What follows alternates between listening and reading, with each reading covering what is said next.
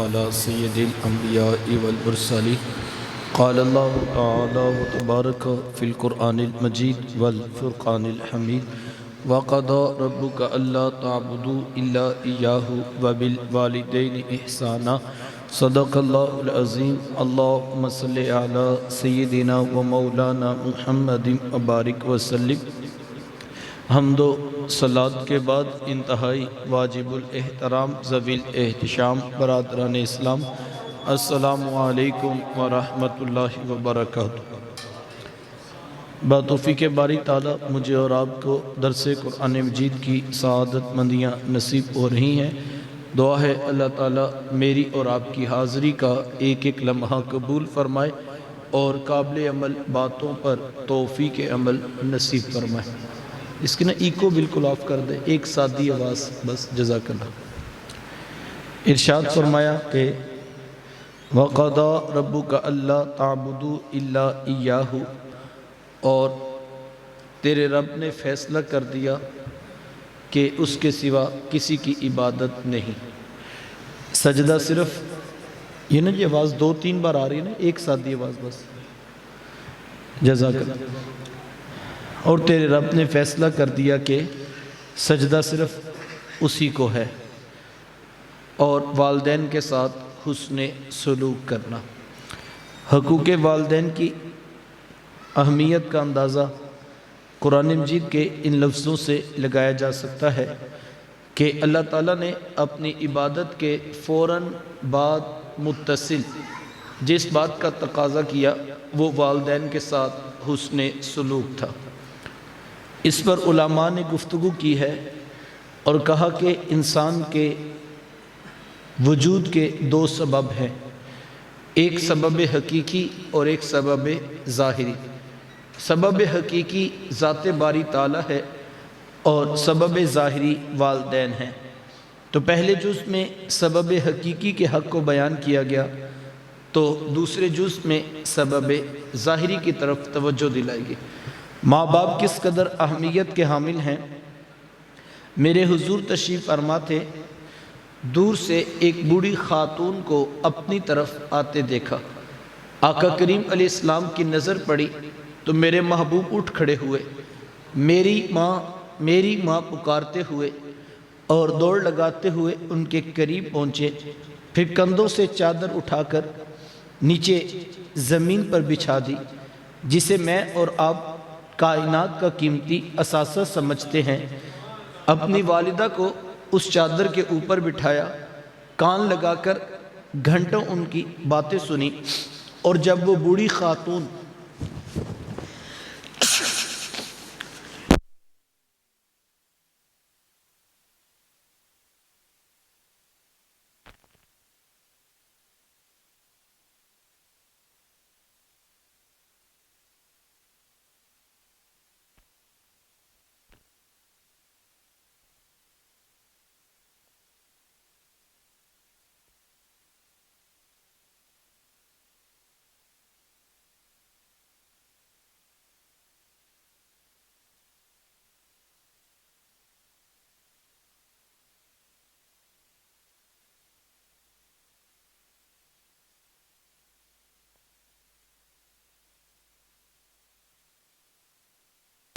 آقا کریم علیہ السلام ایک دن صحابہ کو نماز پڑھانے آئے.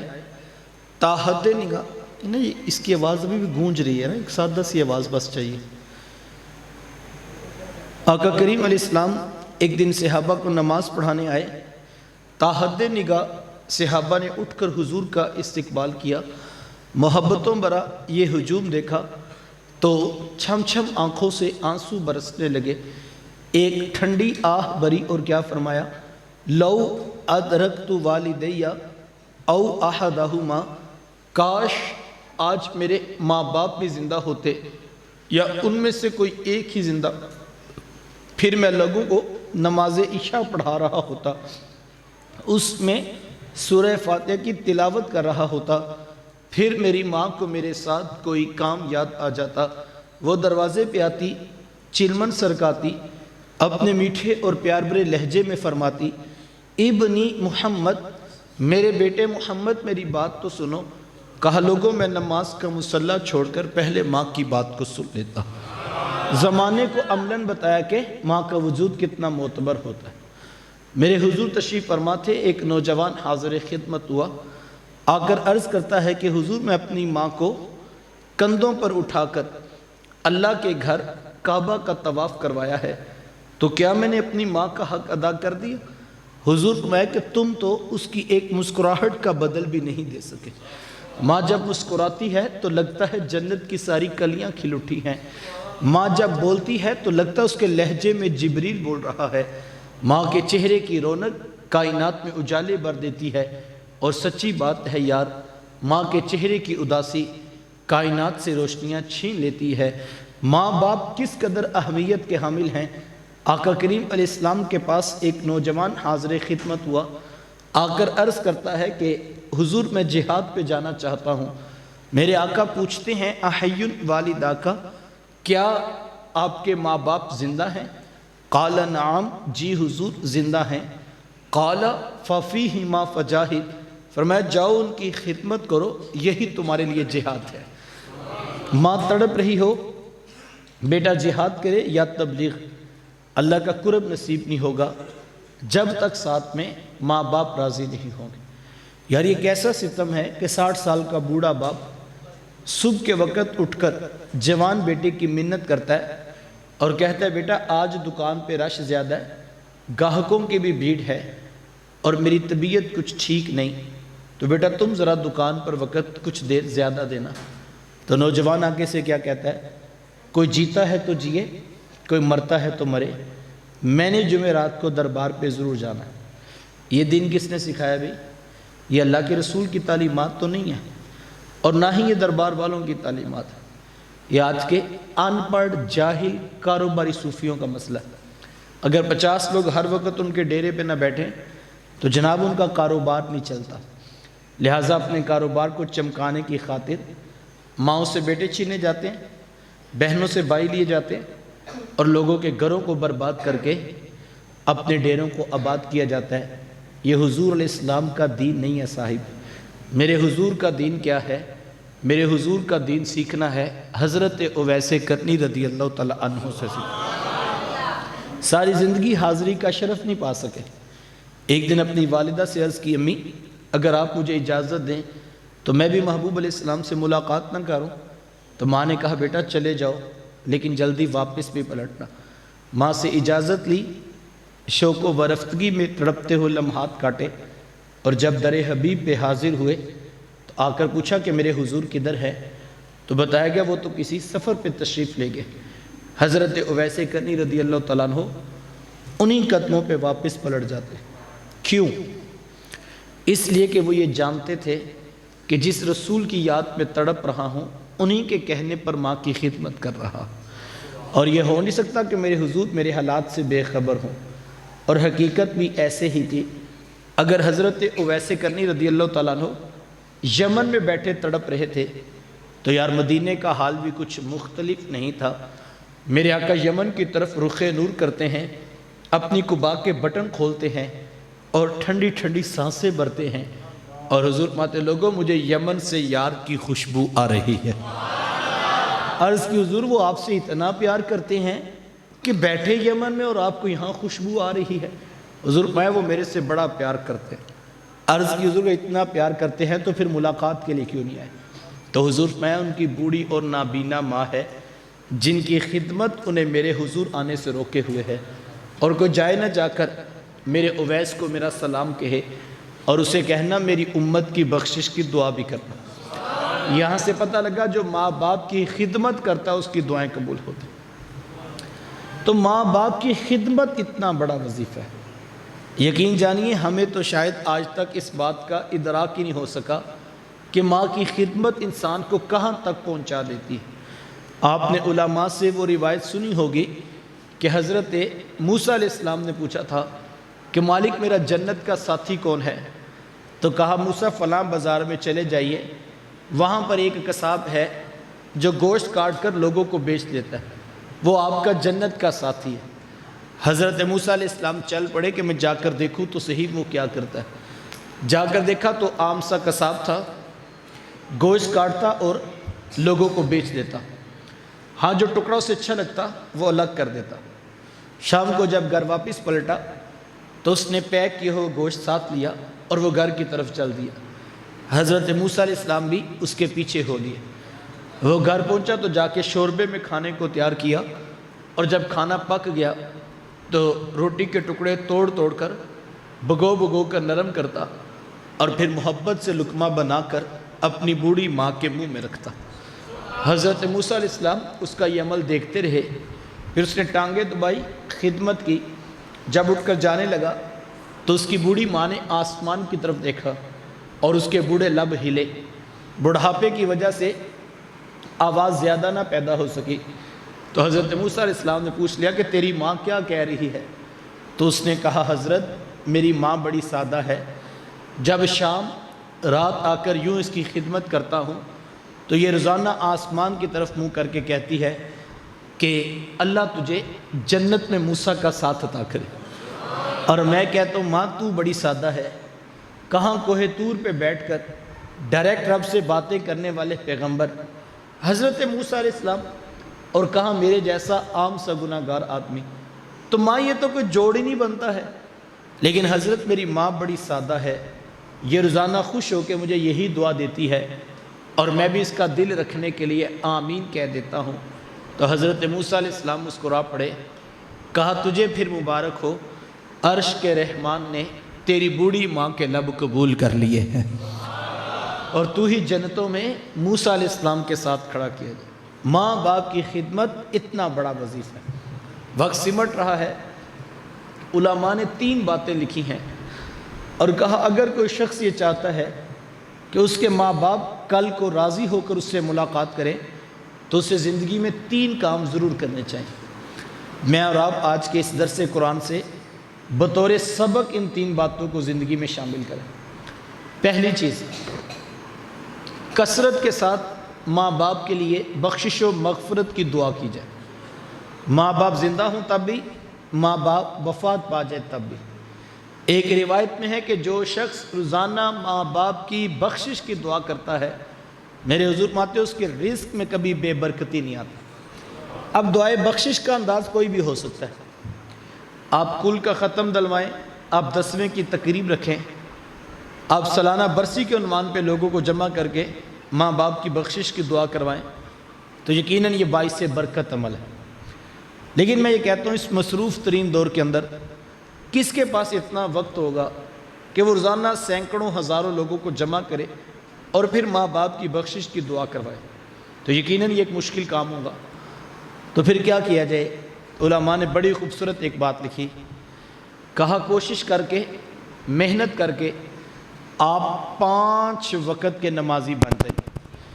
یہ اتنا خوبصورت عمل ہے، اتنا خوبصورت عمل ہے کہ بیٹے کی کوئی نماز پوری نہیں ہوگی جب تک یہ دعا نہیں کر لیتا ربنا اغفر لی ولی والدیہ، کہ مالک مجھے بھی بخش دے، میرے ماں باپ کو بھی بخش دے۔ یہ بہترین وظیفہ ہے۔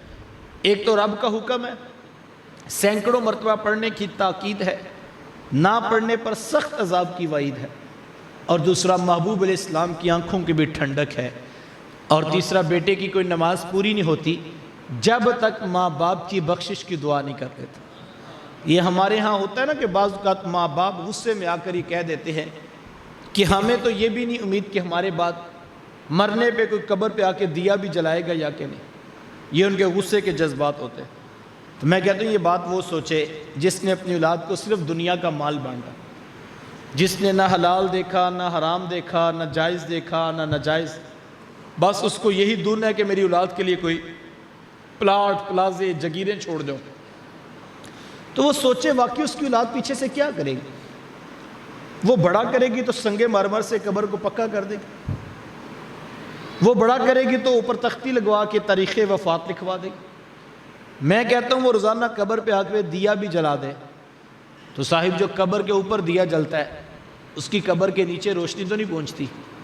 یہ وہ سوچے جس نے صرف دنیا کا مال بانٹا ہے، لیکن جس نے اپنی اولاد کو 5 گانہ نماز کی عادت دی ہے، وہ اللہ کی رحمت سے امید رکھے، قبر کے اوپر دیا جلے نہ جلے جب بیٹے وضو کر کے مصلی بچھائیں گے، رب نے چاہا تو قبر میں روشنیوں کا جہاں آباد ہوگا، اور یہ قبر کا اجالا ہے، یہ اچھے اعمال سے ہوگا، یہ اپنی اولاد کو اچھی تربیت دینے سے ہوگا، ان کو اچھے اخلاق سکھاؤ، ان کو دین رسول سکھاؤ، ان کو پنجگانہ نماز کی عادت دو، ان کو بتاؤ بیٹا کہ دنیا کمانا کمال فن نہیں، سچ بچانا اور ایمان بچانا یہ کمال فن ہے۔ ان کو یہ تعلیم دینی ہوگی، تربیت کرنا ہوگی ہمیں، اور اپنی اولادوں کو اس نظریے پہ کھڑا کرنا ہوگا۔ آپ کی اولاد کاروبار بھی کر رہی ہو لیکن قدم پھونک پھونک کے رکھتی ہو، کوئی حرام کا لقمہ نہ آ جائے، حلال کا ہو، 100% خالص ہو، سچ پر مبنی ہو، تو یہ کمال ہے۔ آپ کے بیٹے کو اچھے اخلاق میسر ہیں، بازار سے گزرتے ہوئے بیٹا نظر جھکا کے گزرتا ہے، یہ بہت بڑی توفیق ہے اللہ کی جو آپ کو بیٹے کو نصیب ہوئی۔ لیکن ہماری دنیا ایسی ہے، ہم سمجھتے ہیں جس نے پیسے بہتے کما لیے بس وہی کام کا پتر، ماں باپ بھی اس سے زیادہ پیار کرتے ہیں اب۔ تو ہمیں تو ترجیحات دیکھنی ہے کہ دین کس کے پاس ہے، اور اگر آپ نے اپنی اولاد کو دین نہیں دیا تو سچی بات ہے آپ نے کچھ بھی نہیں دی۔ لہٰذا اس کے اوپر محنت کی جائے، اور یقین جانے مبارک ہو اس شخص کو جس کی ساری اولاد پنجگانہ نماز کی عادت رکھتی ہے۔ میں کہتا ہوں یار اس کی قبر میں تو اصالِ ثواب کے رش نہیں لگے ہوں گے، کبھی فرشتے کہیں گے ابھی تیرے بیٹے نے زور کی نماز پڑھی تھی، یہ اس کی برکت پہنچ رہی ہے، کبھی کہا جائے گا ابھی بیٹی نے عشاء کا مصلی بچھایا تھا، یہ اس کی برکت پہنچ رہی ہے، اور کبھی کہا جائے اتنا کرم اس لیے ہو رہا ہے آج تیرا پتر تہجد میں بھی اٹھا تھا، سونے محمد پہ درود بھی پڑھ رہا تھا۔ تو یہ اصل کام ہے، یہ اصل توفیق ہے جس کی طرف مجھے اور آپ کو اچھے اخلاق، اچھا کردار، اچھا انداز زندگی۔ تو پنجگانہ نماز یہ سب سے اہم فریضہ ہے جس کی طرف مجھے اور آپ کو توجہ کرنا ہو۔ اپنی اولادوں کو انگلی پکڑ کر نماز کا رستہ دکھائی۔ نماز نماز نماز، آخری وصیت محبوب علیہ السلام کی امت کے نام یہ تھی، لوگوں نماز نہ چھوڑنا، لوگوں نماز نہ چھوڑنا، لوگوں نماز نہ چھوڑنا۔ آج ہم دیکھیں ہم کس جگہ پہ کھڑے ہیں، ہماری مسجدیں ویران ہے صاحب، ہم نے کل چہلم کے ختم پہ تو مسجد برتی دیکھی ہے، پنجگانہ نماز پہ مسجد برتی نہیں دیکھی۔ کسی مسجد والوں نے، ہم نے نہیں سنا کہ اس لیے مسجد بڑی کرنے کا پلان بنا لیا کہ اب نمازی اندر آتے نہیں ہیں، ہم نے یہ سنا جناب ختم کے لیے جگہ نہیں ہے، کوئی کہتا ہے جناب بڑا اجتماع ہو عید کا یا جلسہ ہو تو اس وقت مسئلہ بنتا ہے۔ یہ بہت اچھے کام ہے لیکن یہ مستحبات ہے، فرض کفایہ ہوگا جنازہ، ہر چیز کے لیے ہمارے پاس وقت بھی ہے، اثاثہ بھی ہے، ٹائم بھی ہے، لیکن نماز کے لیے کتنا وقت ہے؟ ہم اس پہ رک کر ذرا غور کریں اور اپنی مسجدوں کی صفوں کی حالت دیکھیں۔ بڑا شہر ہے، بڑا گاؤں ہے، روڈ پر گزرنے کی جگہ نہیں ہے، رش پڑا ہوا ہے، لیکن مسجد میں تو 2.5 صف کھڑی ہے۔ تو کبھی ہم نے سوچا ہے، اور کسی سے آپ پوچھ کے دیکھیں، ہر شخص پریشان ہے، کسی کو بیماری کا مسئلہ ہے، کسی کو رزق کا مسئلہ ہے، اور نہ جانے کون کون سے مسئلے ہیں جو ہمارے گھروں کے اندر موجود ہیں۔ وہ کیا کہا تھا، جب میں کہتا ہوں الہی میرے احوال دیکھ، حکم ہوتا ہے بندے اپنے نامہ یا مال تو دیکھ۔ یہ ہمارا مسئلہ بنا، ہمارے پاس پیر صاحب کے بعد دم لے کر جانے کا ٹائم ہے، کوئی بتایا نا کہ فلاں پیر کا تویز بڑا چلتا ہے تو ہم سب ٹائم نکال کے ادھر پہنچ جائے، ادھر لائن لگی ہوئی ہے، دربار پہ رش لگا ہوا ہے، دم والے کے پاس 3 دن تک لوگ جا کے بیٹھے ہوئے ہیں، لیکن جس خالق نے پیدا کیا ہے اس کی جگہ پہ رش کیوں نہیں ہے؟ اس کے گھر کی مسجد تو ویران کر دی ہم نے، وہاں تو آنے کے لیے ہم مطمئن ہی نہیں ہے، وہاں تو آنے کے لیے پیر کے دربار پہ تو ہم بڑے خاموشی سے بیٹھے ہوں گے، لیکن مسجد کی جو حالت ہم نے اس پہ غور کیا، ہم کہاں کھڑے؟ جبکہ ہر رات ختم ہونے سے پہلے اس کی رحمتیں آسمان دنیا پہ آ کے آوازاں دیتی ہیں، ہے کوئی بخشش مانگنے والا کہ ہم اس کو بخش دیں، ہے کوئی رزق مانگنے والا کہ ہم اس کو رزق عطا کریں، لیکن اس وقت تمہاری آنکھیں نہیں کھلتی ہے۔ تو اقبال نے کیا کہا تھا، ایک سجدہ جسے تو گراں سمجھتا ہے، 1000 سجدے سے بندے کو دیتا ہے نجات، ایک مالک کی دہلیز پہ جھکنے والا در بدر کی ٹھوکریں نہیں کھا سکتا۔ تو نماز نماز نماز، اس پہ غور کیا جائے، اس پہ محنت کی جائے، توجہ کی جائے، انگلی پکڑ کے اپنی اولادوں کو مصلی پہ کھڑا کرو۔ دوسری چیز وقت سمٹ گیا، علماء نے لکھی ہے کہ ماں باپ فوت ہو جائیں ان کے رشتہ داروں سے اچھا سلوک کیا جائے۔ ماں فوت ہو گئی ہے تو ماموں خالہ کے ساتھ، اور باپ فوت ہو گیا ہے تو چچا تایا پھپھو کے ساتھ اس نے سلوک کیا جائے، اس سے بھی ماں باپ کی روح خوش ہوتی ہے۔ وہ کسی شاگرد نے پوچھا کہ استاد جی ماں باپ فوت ہو جائے تو پھر کیا کرے؟ کہا بیٹا ماں باپ فوت ہو جائے نا تو ان کی نشانیوں سے پیار کیا کرو۔ کہا حضرت ماں باپ کی بھی نشانیاں ہوتی ہیں؟ کہا ہاں بیٹا، یہ جو بہن بھائی ہوتے ہیں نا یہ ماں باپ کی نشانیاں ہوتی ہیں۔ ماں فوت ہو گئی ہے، بہنوں کے سروں پہ شفقت کے ہاتھ رکھو۔ باپ فوت ہو گیا، بھائیوں کو سینے سے لگا کر، اس سے بھی ماں باپ کی روح خوش ہوتی ہے۔ تیسری بات علماء نے لکھی ہے کہ ماں باپ فوت ہو جائیں تو جو نیکی دنیا پہ وہ کیا کرتے تھے اس کا تسلسل نہیں ٹوٹنا چاہیے۔ کسی غریب کی فیس دیتے تھے، کسی یتیم کے گھر میں راشن پہنچاتے تھے، کسی بیوہ کے گھر میں راشن پہنچاتے تھے، کسی مسجد، کسی مدرسے، کسی ہاسپٹل کو فنڈ دیتے تھے۔ تو یہ نہیں کہ اگلے دن وہ آئیں تو آپ کہیں کہ نہیں آج کے بعد تم نے نہیں آنا۔ نسل در نسل نیکی کو برقرار رکھو۔ اگر ہمارے بڑے میلاد کرواتے تھے، درس قرآن کرواتے تھے تو یہ تسلسل ٹوٹنا نہیں چاہیے، نسل در نسل یہ نیکی آگے منتقل ہونی چاہیے۔ اور حدیث سنیے میرے محبوب علیہ السلام کا فرمان عالی شان۔ میرے آقا فرماتے ہیں جس شخص نے نیکی کی بنیاد رکھی، اس کے دیکھا دیکھی جنہوں نے آگے اس نیکی کو اختیار کیا، فرمایا اللہ سب کو اجر عطا کرے گا اور سب جتنا اجر اس اکیلے کو بھی عطا کرے گا، چونکہ اس کو دیکھا دیکھی جو ہے نیکی پھیل رہی ہے۔ تو ہمیں اس پہ کوشش کرنی ہے، محنت کرنا ہوگا، اور یقین جانیں نیکی میں اتنی طاقت ہے، نیکی 7 نسلوں کو بھی پار لگا سکتی ہے۔ میرے محبوب علیہ السلام نے فرمایا کہ جس شخص کو اللہ توفیق دے، فرمایا اگر تم نے ایک خشک کھجور راہ خدا میں صدقہ کر دی، صرف ایک خشک کھجور، اس کی کیا قیمت ہے؟ کوئی قیمت نہیں۔ فرمایا اگر اتنی خشک کھجور بھی صدقہ کر دی، فرمایا اس کی رحمتوں سے بعید نہیں، وہ ایک کھجور کا صدقہ تمہیں جہنم کی آگ سے آزاد کر دے گا۔ تو ہمیں نیکی کے رستے کو اختیار کرنا ہے۔ صاحبو وقت سمٹ گیا، اسلام کہتا ہے ماں باپ کی قدر کرو، مذہب اس بات کا درس دیتا ہے، اخلاقیات اس بات کا تقاضا کرتے ہیں، عقل بھی کہتی ہے جنہوں نے تمہیں بچپن میں پالا ہے تم ریٹرن کرو، تم ان کی خدمت کرو۔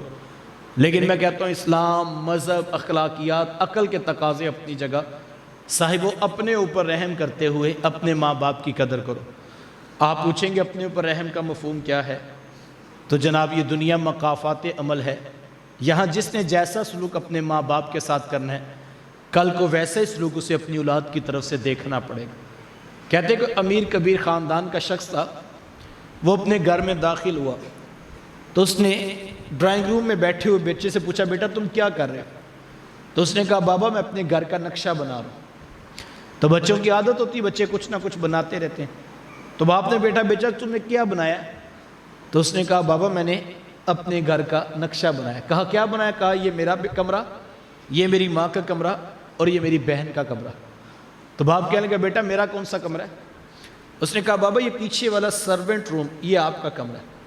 تو باپ کہنے لگا بیٹا یہ زیادتی نہیں ہے، تم سب کے بڑے بڑے کمرے اور میرا چھوٹا سا اور پیچھے والا اور وہ بھی نوکر والا کمرہ۔ تو وہ چھوٹا بچہ کہنے لگا بابا دادا ابو بھی تو پیچھے والے کمرے میں رہتے۔ یہ گھنٹوں کی تقریر ہے جو سمجھی جا سکتی ہے۔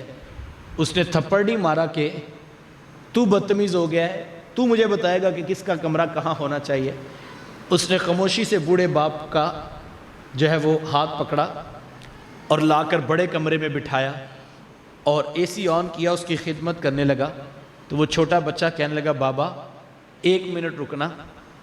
اس نے کاغذ پھاڑا اور یوں ایک بڑا سا خانہ بنایا اور کہنے لگا بابا اب سب سے بڑا کمرہ آپ کا بناؤں گا۔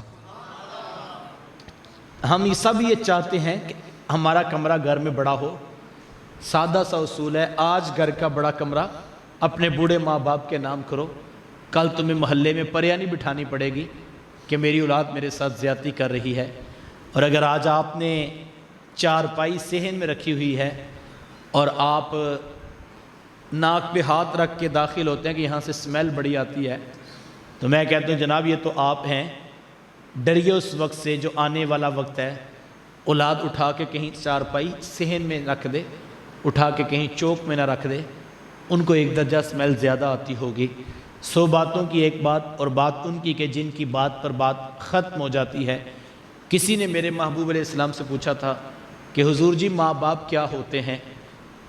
فرمایا کہ وہ تیری جنت وہ تیری جہنم ہوتے ہیں، فیصلہ میرا ہے، اختیار آپ کا ہے، چاہیں تو ان کی خدمت کر کے جنت کی راہوں پہ آ جائیں یا کسی اور طرف چل پڑیں۔ اللہ کی بارگاہ میں دعا گو ہوں، اللہ ہم سب کے ماں باپ کی بخشش و مغفرت فرمائے، جن کے زندہ ہیں صحت و عافیت والی لمبی زندگیاں نصیب فرمائے، جن کے بیمار ہیں اللہ شفا کا نور نصیب فرمائے، اور جن کے ناراض ہیں ان سے کہنا چاہوں گا ہاتھ جوڑ کر پاؤں پکڑ کر بھی راضی کر سکو تو آج موقع ہے، کل کا پچھتاوا کچھ کام نہیں آئے گا۔ عموماً قدر نعمت زوال نعمت کے بعد ہوتی ہے، جب ماں باپ موجود ہوں اس وقت پتہ نہیں لگتا، تو میں کہتا ہوں صاحب پتہ اس وقت لگے گا جب گھر سے چارپائی اٹھ گئی، تم چراغ لے کر بھی ڈھونڈو گے، تمہیں کوئی محبت کی آواز دینے والا دکھائی نہیں آئے گا۔ کتنے گھروں کا جھگڑا اس بات پر ہے کہ ماں باپ کی آرزو ہے پتر 9 بجے گھر آ جاؤ، رات کے وقت باہر رہنا اچھا نہیں ہے، لیکن کتنے بیٹے ہیں جو اتنی سی قربانی دے سکے؟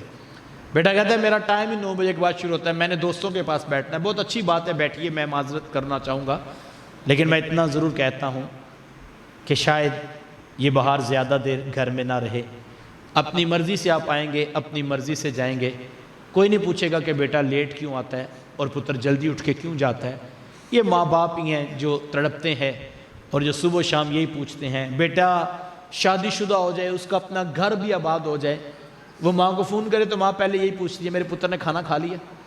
حالانکہ جس کا اپنا گھر ہے، جس کی اپنی اولاد ہے آگے، اس کو بلا کھانا کوئی پوچھنے کی ضرورت ہے، لیکن یہ ماں کی محبت ہے، وہ ہر روز پوچھتی ہے میرے پتر نے روٹی کھا لی۔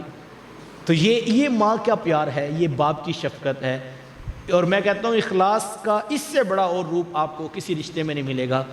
جتنے مخلص، کوئی شخص کسی کو اپنے سے آگے نہیں دیکھنا چاہتا، عمومی رویہ یہی ہے۔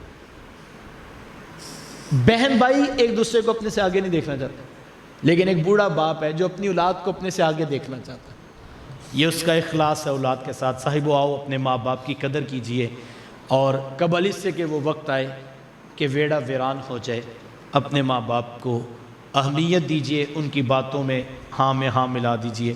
اللہ مجھے آپ کو توفیقات عمل نصیب فرمائے، آمین۔ اللہم صلی علی سیدنا و مولانا محمد مبارک وسلم۔